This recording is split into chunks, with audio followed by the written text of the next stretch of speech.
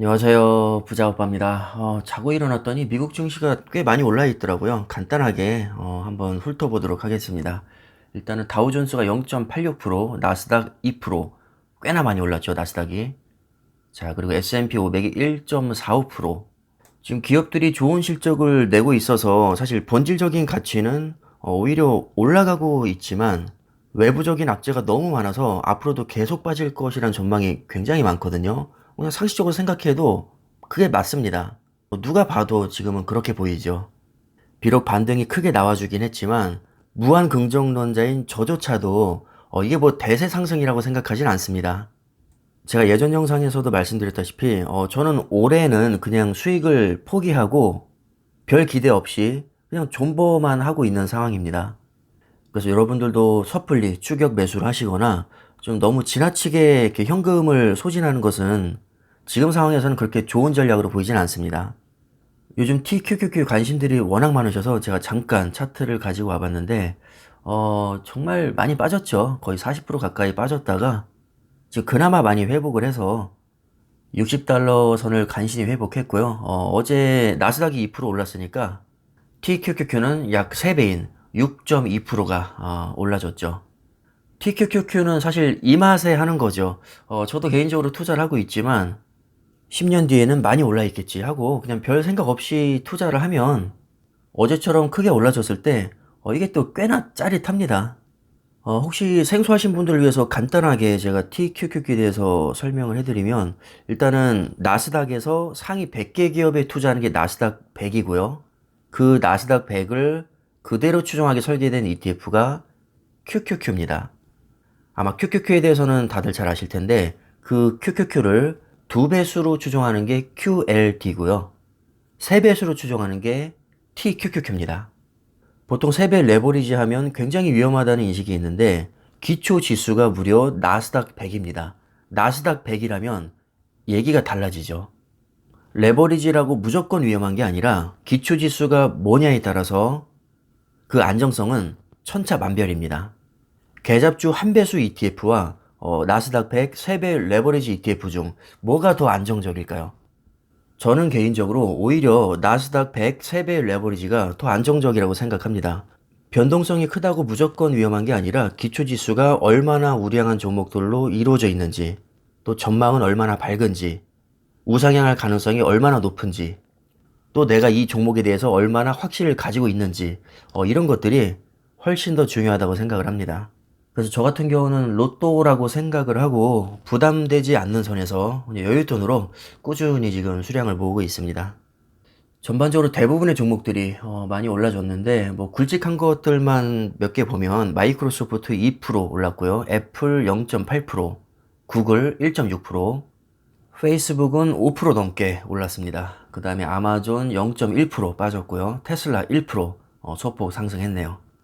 디즈니와 넷플릭스도 지금 고점 대비 굉장히 많이 빠진 상태인데 어제는 또 반등을 해줬습니다. 디즈니가 3.3%, 넷플릭스 2.3% 상승을 했네요.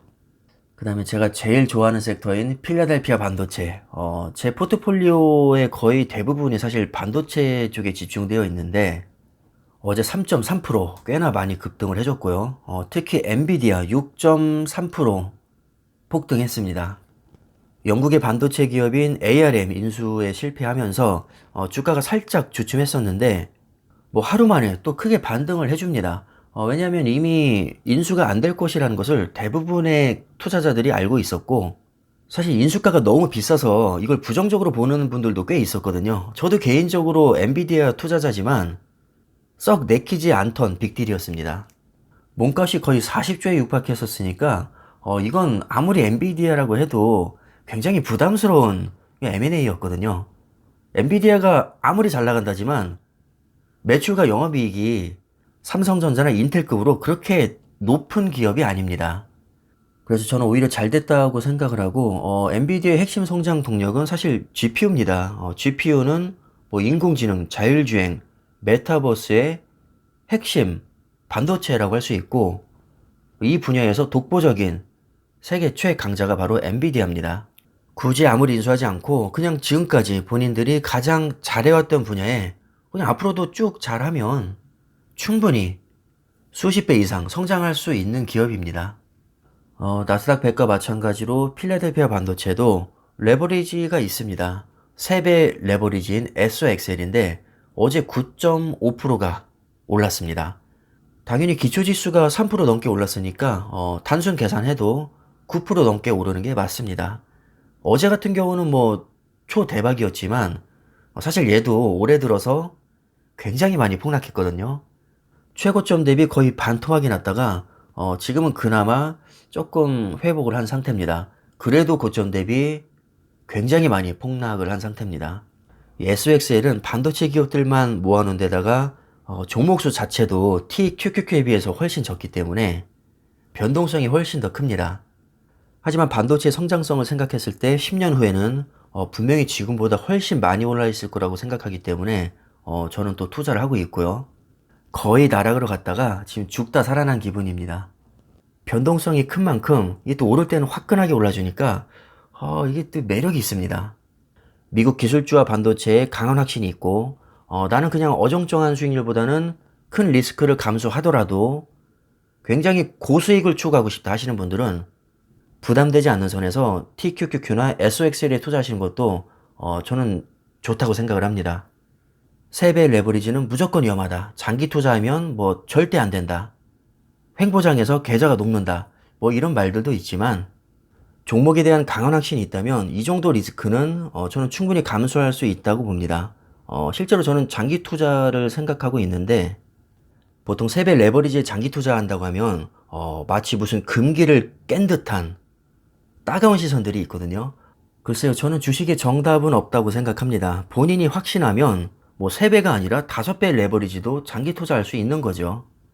이미 충분한 자산을 모은 중장년층이야 뭐 삼성전자나 애플, 마소, S&P 500 같은 종목에만 그냥 몰빵을 해도 상관이 없는데 당장 집 사야 되고 차 사야 되고 애기도 낳아야 되고 이런 비교적 젊은 층들은 사실상 근로소득만으로는 인생을 역전하기가 불가능합니다.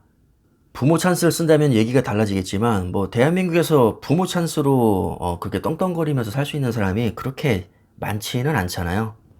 어쨌든 내 힘으로 경제력을 끌어올리기 위해서는 사실 근로소득만으로는 답이 없는 거고 은행 정기 예적금 이건 더 답이 없습니다.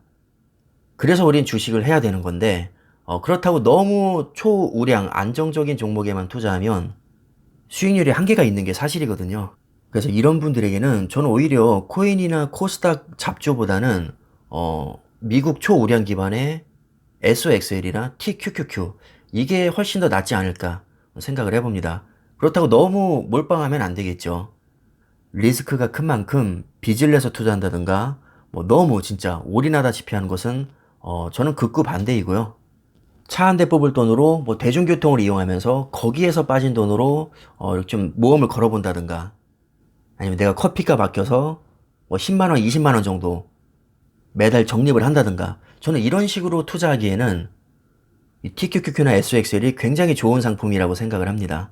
어떻게 내가 이용하느냐에 따라서 최고의 종목이 될지 최악의 종목이 될지 결정이 된다고 봅니다. 그래서 레버리지는 무조건 위험하다는 편견을 가질 필요 굳이 없다고 보고요. 반대로 나는 이 종목에 투자하면 무조건 인생 역전이야. 뭐 이렇게 오버할 필요도 없다고 봅니다. 그냥 적당히 수량을 늘려가면서 희망을 품고 사는 게 가장 좀 바람직하지 않을까 생각을 해봅니다.